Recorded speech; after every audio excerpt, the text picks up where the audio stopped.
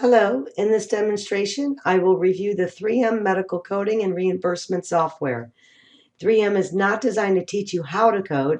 At this point, you should already have the understanding of structure and purpose of medical coding, and you are familiar with basic grouping protocols. On this patient information window, you need to enter basic information about the patient as it is necessary for the software to perform certain edits. Our patient is a male and is 55 years old. So I'm going to open the drop down here, change the gender to male, and type in 55 for the patient's age. This patient's procedure was done on November 19th. So I'm going to change the admission and discharge date to November 19th, as this was an outpatient procedure on the same day. The length of stay is 1 day. Total charges and patient identification, we don't need to do anything with, as this is specific for a facility. The system automatically defaults to general hospital, so we'll leave it at that. And the product type, we need to change to APC Finder, because this is an outpatient record and we need to have access to the ambulatory payment classifications. The grouper is automatically changed to Medicare APC. Now we can click on Continue. Here we need to select the bill type.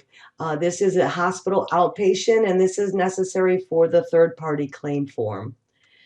Our patient presented to us with a diagnosis of initial traumatic closed nasal fracture. So here we're going to enter the keyword fracture, and we see a drop down, and our best option here would be number 7 for fracture traumatic, so we'll select that.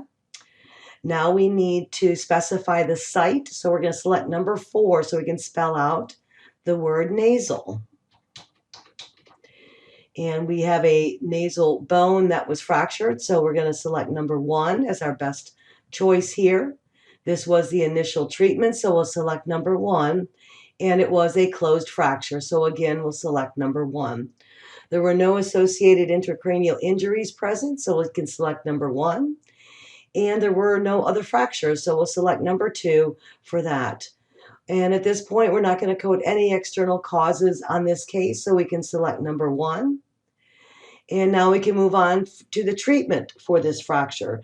So this patient was treated by manipulation of the fracture bones using forceps to realign the nose, and no nasal splint was needed. So we can select number 2 for closed reduction, without stabilization, without debridement, and no external fixation devices were used. Now we see our codes. Our ICD-10-CM diagnosis code is SO22XXA, and our CPT procedure is 21315.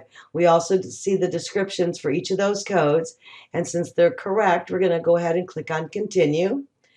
Here's our final review screen where we get some edit possibilities, if there are any associated conditions, and if we need to code the cause of injury.